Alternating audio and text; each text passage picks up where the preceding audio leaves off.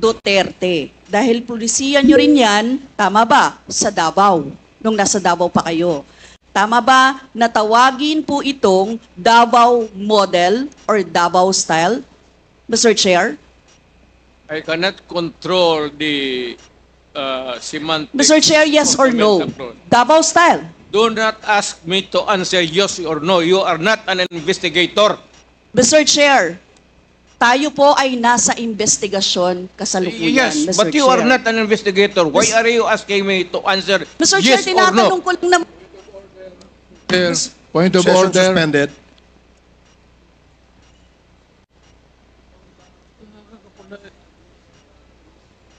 Point of order, Mr. Chair.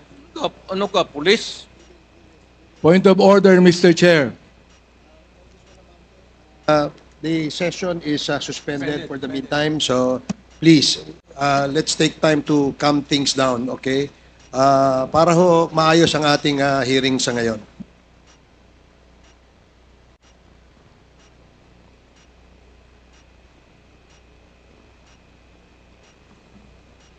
Hearing is resumed. Please proceed, Congresswoman Rosas. Yes, Mr. Chair. Napakasimple lang po ng tanong ko. Tinatanong ko lang po kung yes or no, Davao style ba yung inyong modelo. Mr. Chair, ayaw niya sagutin. So, Mr. Chair, hindi ko maintindihan yon. I'm What sorry. is your personality, Your Honor?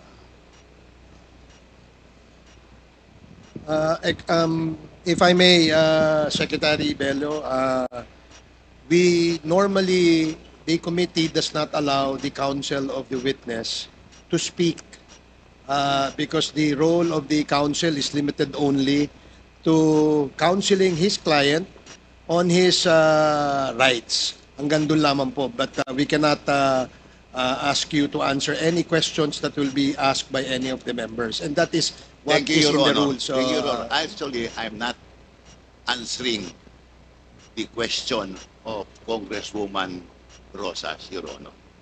My point is, Your Honor, to allow this resource person to finish his answer. Okay, we will do that. Thank you, Attorney Bello. Thank you, Your Honor. Thank you. Congressman Brosas, maybe it is perhaps the former president would like to elaborate on his answer.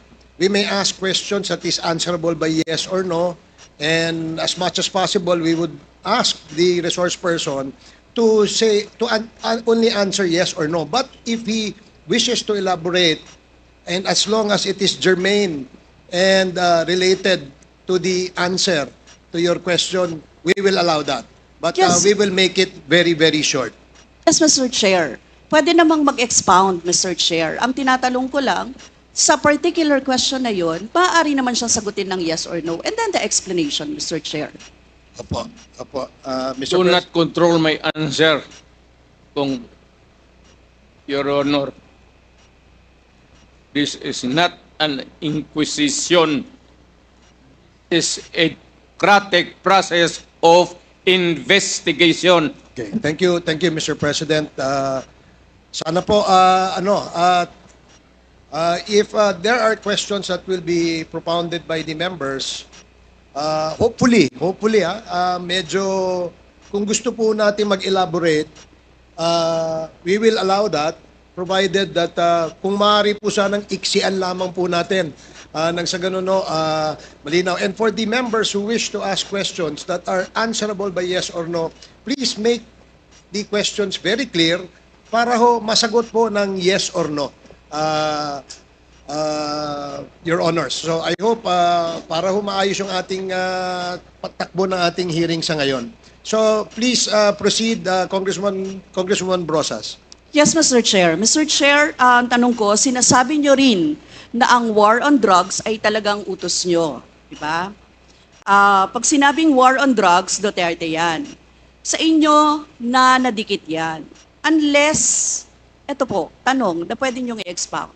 May iba kayong gustong itawag doon?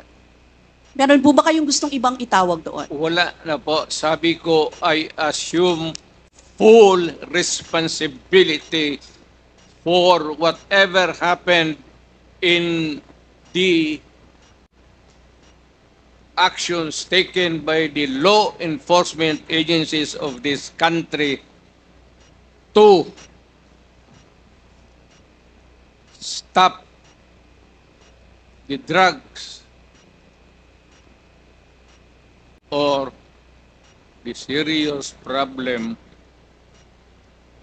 of the drugs affecting our people. Mr. Chair, next question.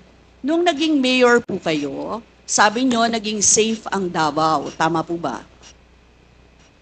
That would be that should be answered by a third person. I would not be answering that. It would be presumptuous of me to conclude. Hindi ako magsabi. I never said that Davao City was not publicly. Mr. Chair, as mayor, masasabi nyo na naging safe ang Davao sa panahon nyo? Talaga. Kasi Talaga. walang kriminal sa kalye, Talaga. walang snatcher, Walang snatcher. walang akyat bahay, Walang akyat bahay. walang magnanakaw, Walang magnanakaw. walang mamamatay tao. Walang mamatay tao. So yun po lahat, yes. Oh. So walang mga kriminal o walang insidente ng kriminalidad, bakit po? Merong mga incident, not totally. It would be a dream of a city not to have any criminal incidents or violence. Pero overall, Davao City was safe. If the test or standard would be that a citizen of the city can walk all over the city and men and children can go home safely, unmolested, undisturbed. That was the standard that I gave to the police of Davao City. Mr. Chair, I would like to ask, no? Hindi ba nagkandamatay sila sa panahon na yun? Marami po. Sino-sino po ang mga pumatay? Wala akong listahan yan, ma'am. We have to go to the... Tawag nito. Hindi ko bit-bit. Ang bit-bit ko lang ho yung hindi. Mr. Chair, I would like to ask again, no? Sa inyo po na karanasan, kayo mismo ba pumatay? Ako? Marami. Mga 6 o 7. So Ewan what- ko kung natuluyan yung, hindi ko na follow up sa hospital kung natuluyan. Quote ko lang, ipaalala ko ulit, Mr. Chair, kasi mula din ito sa Senate hearings, ano? I-quote ko lang po kayo, in Davao, I used to do it personally, just to show to the guys that if I can do it, why can't you? Correct. Sinabi niyo po yan sa mga business leaders sa meeting sa Manila. At kung paano niyo ginode ang mga police officers to gun down suspects. Tama po ba? Yes, if they present a violent resistance. That's the only thing that you can kill the criminal if you are personally in danger of losing your life too. Ito But ba? hindi mo pwedeng patayin yung kriminal nakahandcuff o nakatali. Hindi trabaho ng lalaki yan. Ito pong second, Mr. Chair, na quote, kayo rin ito. And I'd go around in Davao with a motorcycle, with a big bike around, and I would just patrol the streets looking for trouble also. Manila Times po ito. I was really looking for a confrontation so I could kill. Sinabi niyo po ito. Yes. Nagdadasal po ako na nagmumotor ako na may mag-hold upper dyan. At kung maabutan kita, talagang patayin kita. At kung Basta kriminal ka. Wala akong pasensya sa kriminal. Pagka lumaban, patayan. So, Mr. Chair, kanina po kasi sinabi ni Duterte na he takes full legal responsibility. Yes. Siya ang mananagot at Yes. makukulong sa ginawa ng mga kapulisan. Yes. Kung sa inyo po ang policy, inaako nyo rin ang accomplishment nito. Yung lahat po, kasi kung naaalala ko sa war on drugs, yung mga accomplishment, may nahuli, nagbebenta, gumagamit, gumagawa ng droga. Lahat yan. Ma'am, if you are the city executive or mayor, lahat ng utos mo na ginawa ng pulis, and all the consequences, sagot ko yan. Pati yung ginawa ng pulis, sagot ko yan. Pati po yung accomplishment kung may nahuli, enforcement of law yun. Accomplishment din po yung na-confiscate na drugs. Tama ba?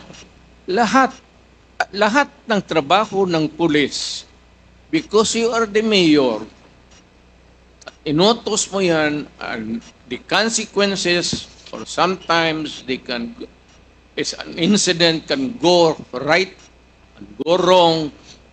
Protektahan ko yung pulis kasi ako ang mayor. Hindi magtrabaho yung pulis, matakot yan kung hindi mo bakaban. So lahat ng trabaho ng pulis, nung ako'y mayor, for the longest time, akin yan. So, Mr. Chair, alam niyo po ba kung ilan ang arrested sa mga drug operations at how much ang drug na na-seize nung time na yan? Ma'am, I was not notified in advance that I have to make an accounting for the arrested persons in Davao City. That is, I would not want to. That would not be a proper question. Mr. Chair, sabi niyo yung accomplishment report sa inyo yan. Accomplishment, yes. Accomplishment is another thing.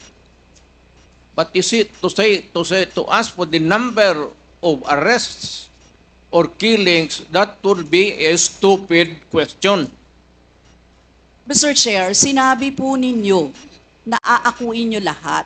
E di syempre may accounting din kayo, Mr. Chair. At kabisado nyo, kahit nga kabisado ninyo kung ilan ang hinuli, ilan ang pinatay, ilan. Dapat may accounting kayo, Mr. Chair. And I believe, Mr. Chair, noong 2017, correct me if I'm wrong, may President's Accomplishment Report kayo, Yes, Mr. ma'am. Chair.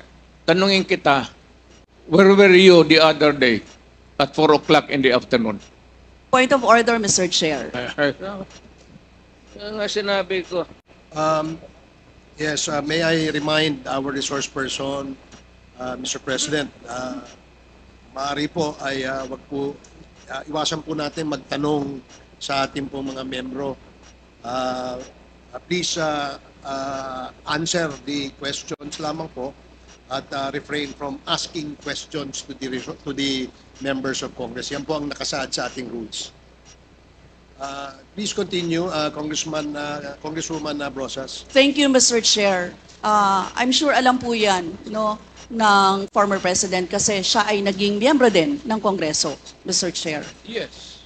Yes, Mr. Chair, 2017 President Accomplishment Report meron, sinabi nyo rin naman. Ngayon, Mr. Chair, kung ganon, handang mag-cooperate ba ang dating Pangulo sa lahat ng investigations na gagawin, Mr. Chair? All investigations. What do you mean by lahat? How many investigations do you think that I have to participate? Point of order again, Mr. Chair. That's a 1 minute suspension. walang pre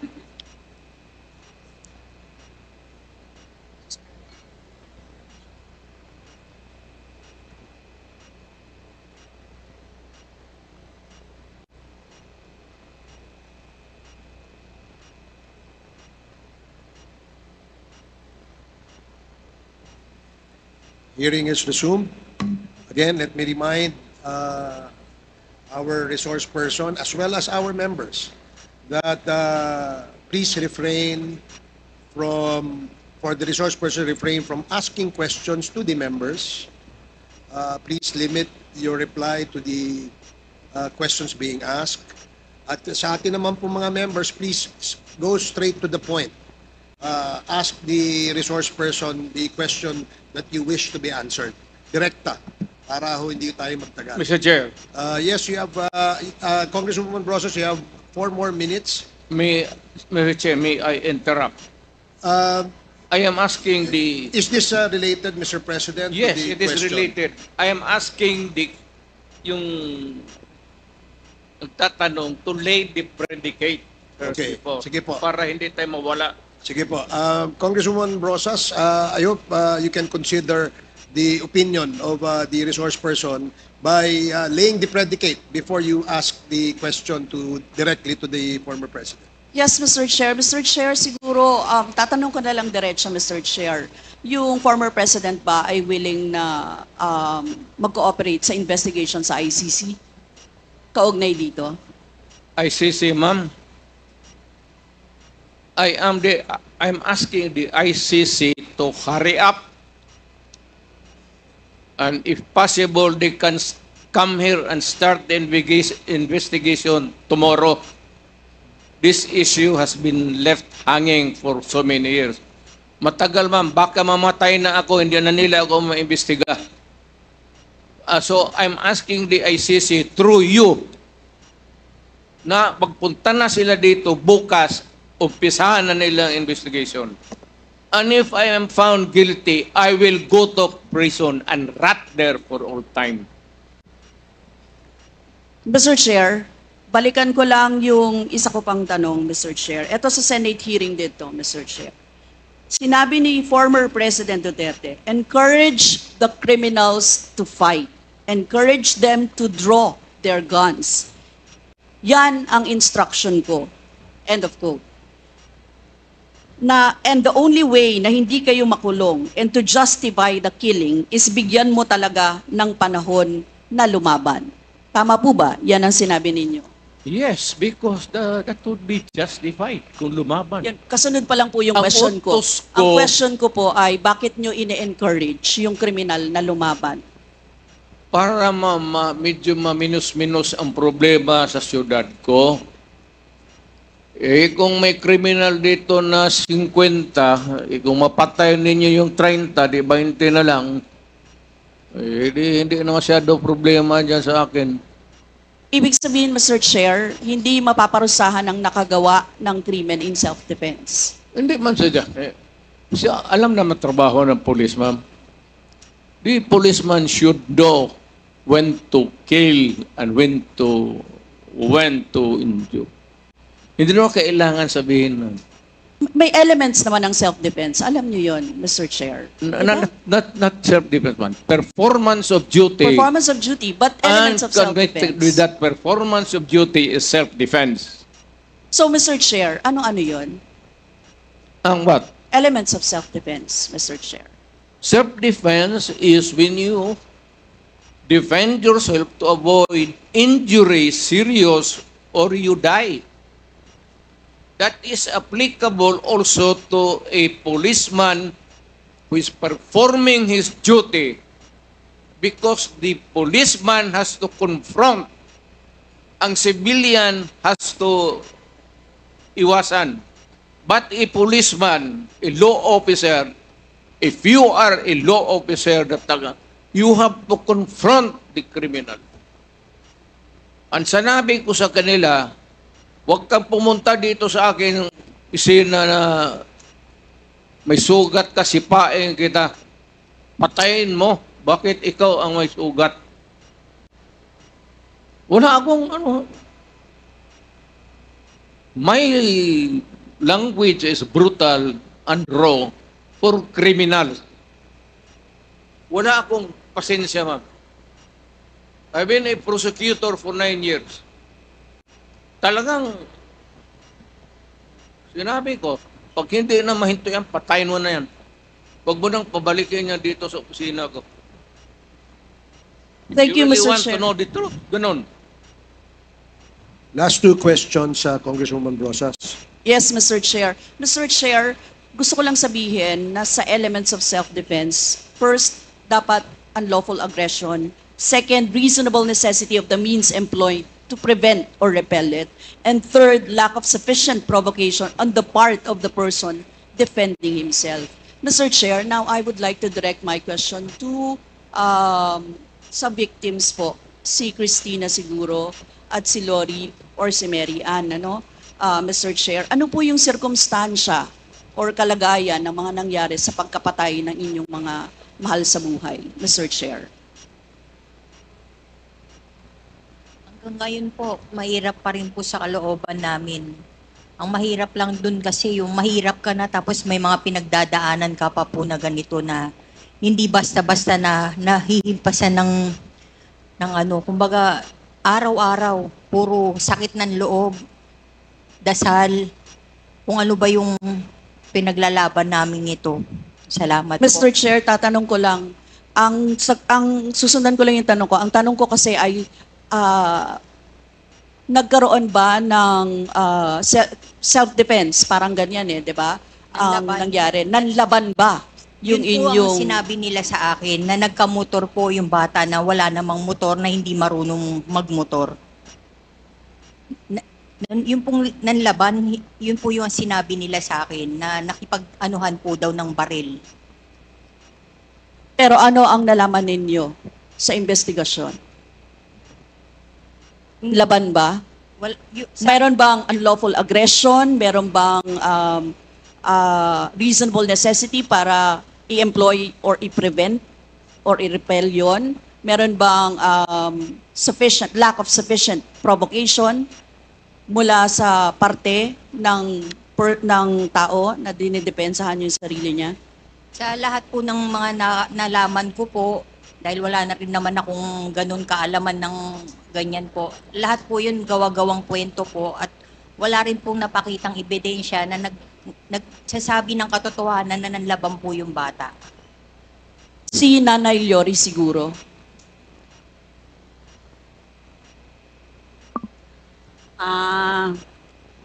Sa parte po ng aking mga anak na dalawa, nawala po kasi sila ng May 11, tapos nalaman na lang po namin May 12 na natagpuan sila dun sa isang lugar sa Quezon City na patay na sila. Kaya kumbaga, doon sa balita, yun yung napanood ng anak ko na sabi nga daw ay police operation. Pinaghahabol daw sila ng mga pulis hanggang sa nahuli sila at pinagbabarel. Yun po, kasi kukuha lang naman ng lisensya itong kuya, si Crisanto, kasi isa po siyang security guard. Kumuha lang siya ng lisensya noong May 11, pero hindi na ho siya nakabalik. Tapos kinabukasan ho, yun na panood na siya sa isang news sa TV na yun nga, natagpuan na sila na patay na. Tapos yun, pinaghahanap na po namin. Si Nanay Mary Ann. Yung time po nung pinas lang yung mag-ama ko. Sa totoo lang, planado po ng mga pulis yun, na pumatay po sila. Ang hinahanap po nila, hindi po yung mag-ama ko, yung kapatid ng asawa ko. Nasa police report po nun. Halos planado po nila. Nandyan na po yung soko, andyan na yung funeraria na halos sa amin bilang mahihirap, wala kaming magawa.